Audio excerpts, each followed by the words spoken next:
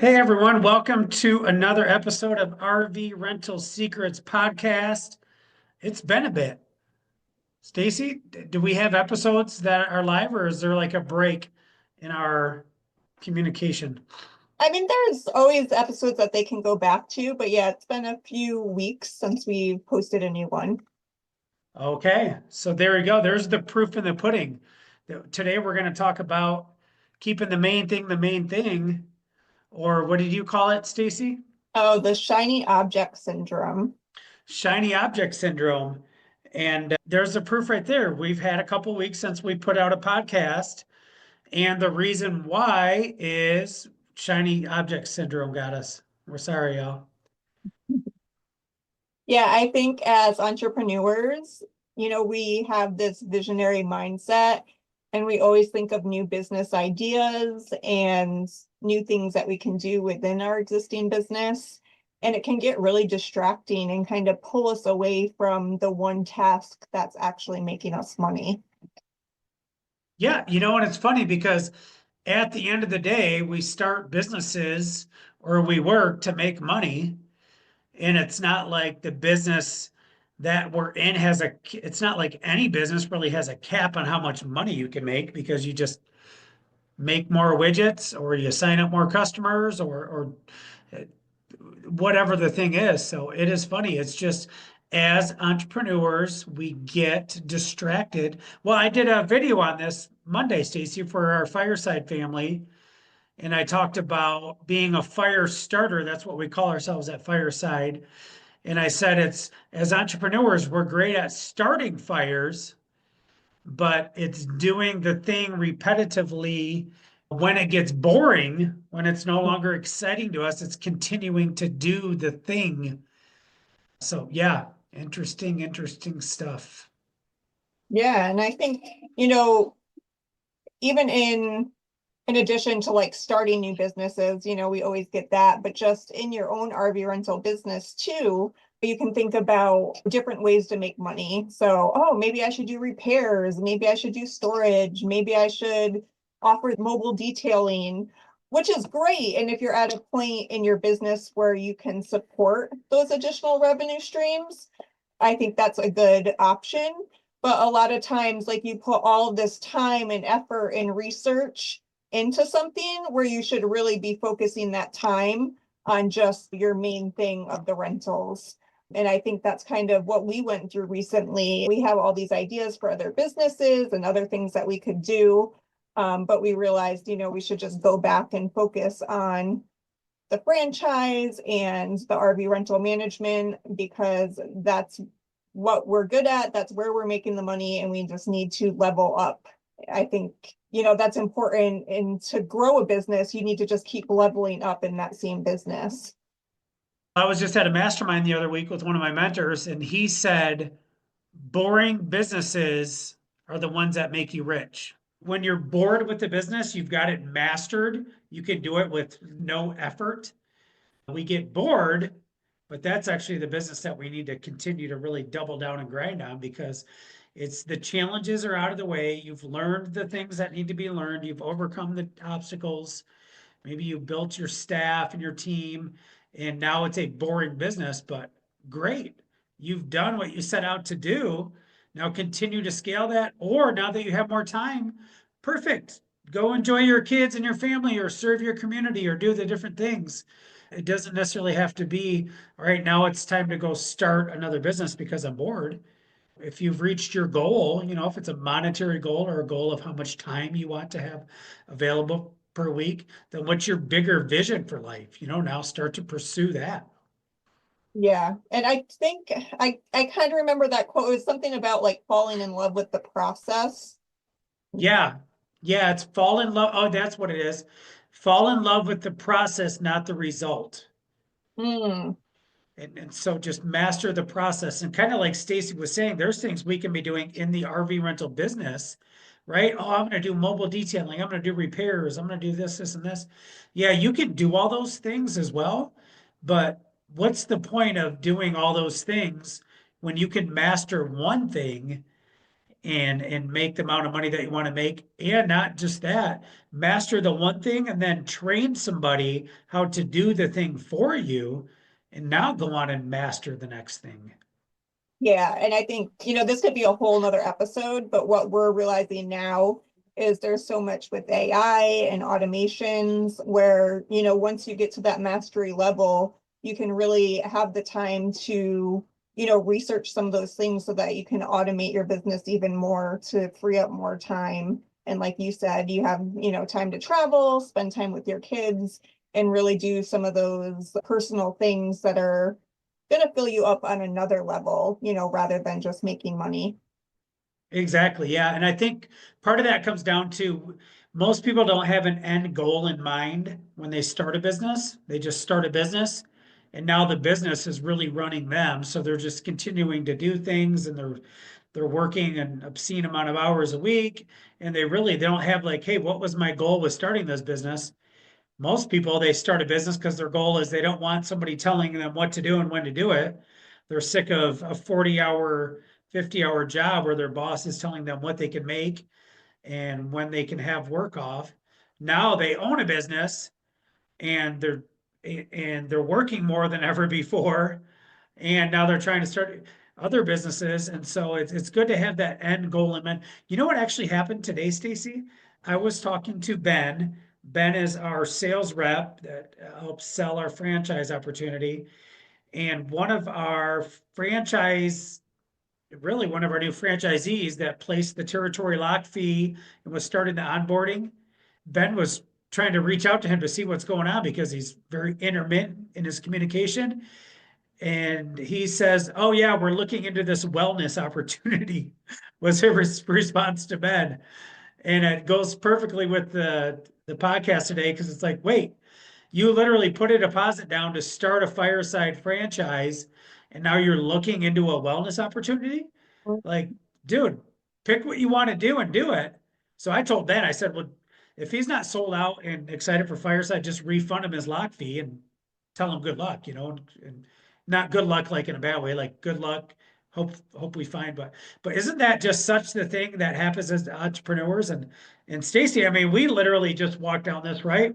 We were we were running ads on a whole new business. I mean, we had built the business pretty much. I'd say 80% there. I remember too recently hearing, I think it's in the book that I'm reading, where it says, we're seeing thousands of ads per day.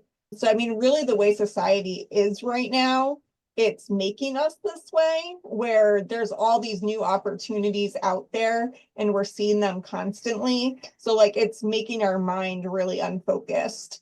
So I think by focusing in on the one thing and then getting rid of those distractions, like trying to stay off social media and just keeping your focus, and that's how you're going to get to where you need to be. Yeah, I completely agree.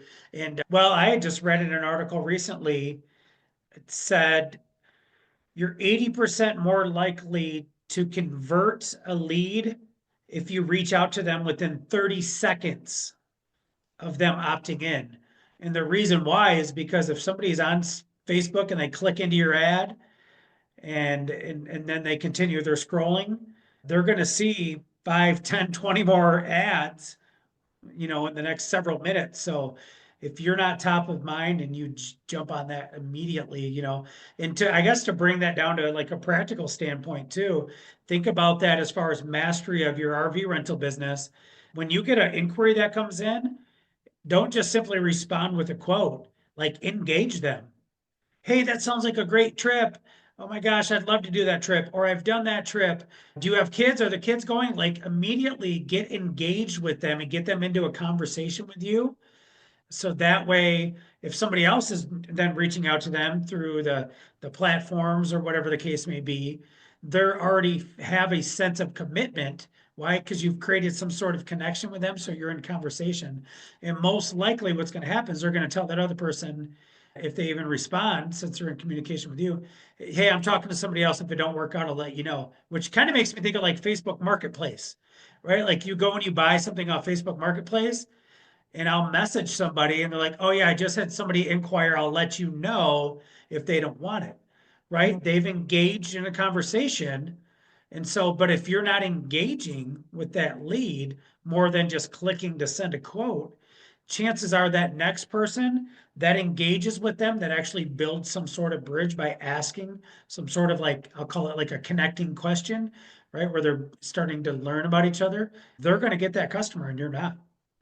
Yeah, and I think in addition to that, those customers that you're talking to, your competition isn't even just other RV rental business owners. They might be considering a cruise or flying somewhere because they're seeing all of these new ideas for vacations. So really, from a marketing standpoint, getting them excited about the RV experience and, paint a picture of what that experience looks like. It's not them just renting an RV, but having those family moments and memories that they're going to make by the campfire and playing games on a rainy day in the camper. You really want to paint that picture in your marketing message so that they really want to take that RV trip than another vacation. Yeah, that's a great idea. Yeah, because as soon as they click on some sort of travel ad, now they're going to start to see other ads in front of them for, yeah, Airbnb or fly to Mexico or this or that. But if you create that connection immediately and then you start to paint a picture, like Stacy said, of them sitting around a campfire, that you've got that engagement, you've got them. And really too, it kind of comes back to like the beginning of what we were talking about is you as you're painting the picture for them, you're helping them create this mental vision, right? It's the same with your business. If you don't have a vision for your business, other shiny objects that come along are going to be attractive to you. I mean, I can't tell you how many entrepreneurs that I talk to and they own a business and they all sell the essential oils as well. They're all a rep for Norwex. Like, whoa, like how do you do all those businesses? You don't. You can't run all those businesses unless you have staff that's overseeing them for you, you know? And even with that, like that's where Stacy and I got excited as we feel like we've kind of mastered, I don't, it kind of sounds prideful to say that, I don't know. But we've done a really good job of learning marketing. That's something we've really put a focus on. And we've done a really good job of that. And a lot of our stuff is on autopilot now with Fireside. We're like, oh, we'll go teach other people how to market. But so it's very easy to do that. But what we can do is we can take that and say, okay, now that we've honed in this piece, now let's go back and look at this. Let's go back and look at that. Let's go see what's next. And so that's what we're doing. We literally shut down this business that we started but didn't even start. And I want to encourage you guys on that too. It's called the sunken cost fallacy. Look that up on ChatGPT or Google. We feel like once we start to walk down a road that we have to see it to the end. Kind of like you go into a movie and you're sitting in there for 15 minutes and it's like, oh my gosh, this is horrible. And you literally have an hour and a half left. Why in the world would you spend the next hour and a half of your life in that movie when it costs you like $14.50 to see it? Like your time is much more valuable than $14.50, but it's that sunken cost fallacy.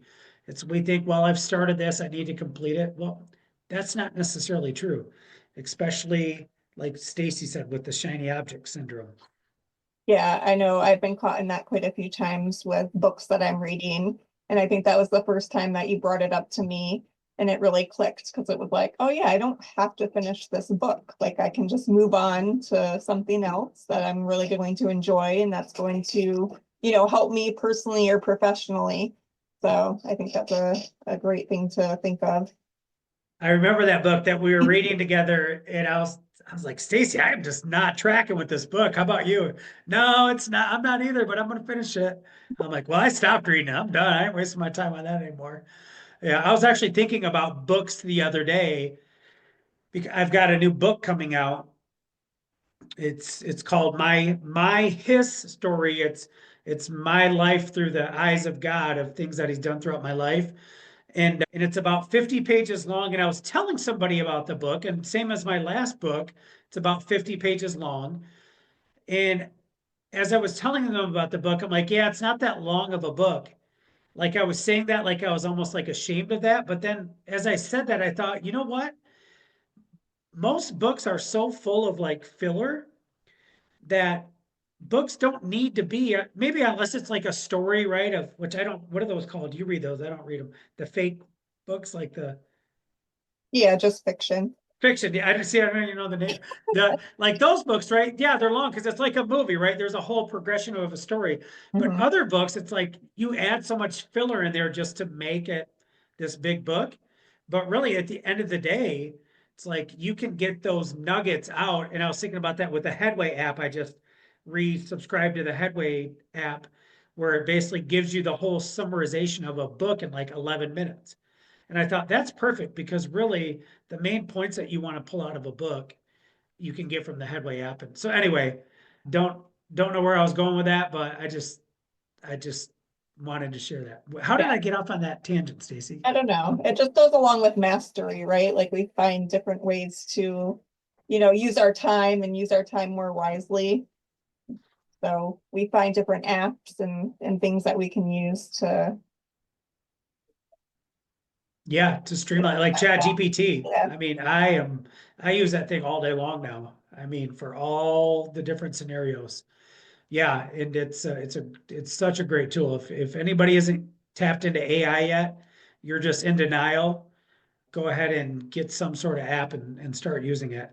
And speaking of mastery, that's one of Stacy's new focuses is with us going back full steam into the fireside business, is Stacy is laser focused on mastering AI. And we're going to be implementing that into several different areas of our sales, our follow-up, our customer service, RV tech support, all different things. We already have an RV tech chat bot and a couple other things, but we're going all in on learning how to master it.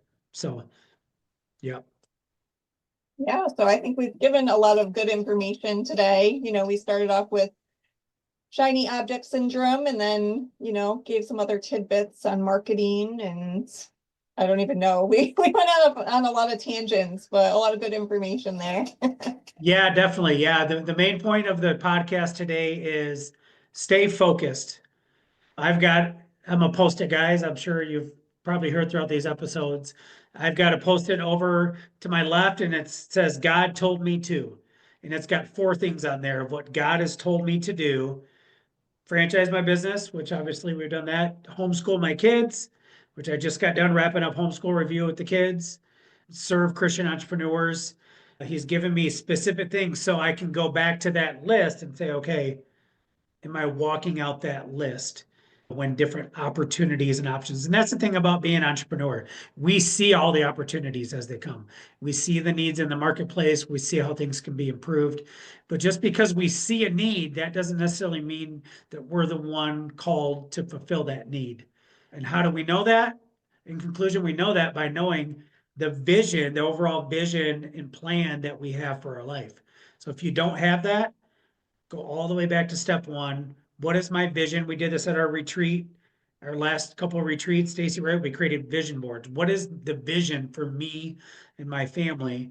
Because then when opportunities come your way, you can measure them up against the vision board to see, okay, is this a God destination that I'm moving towards, or is this a distraction? And as entrepreneurs, 90% of the time, it's going to be a distraction. I think that's a perfect way to end this episode. That's some great advice right there. Awesome, awesome. Well, hey, y'all, it's great to be back with you on the RV Rental Secrets podcast, and we will see you guys on the next episode.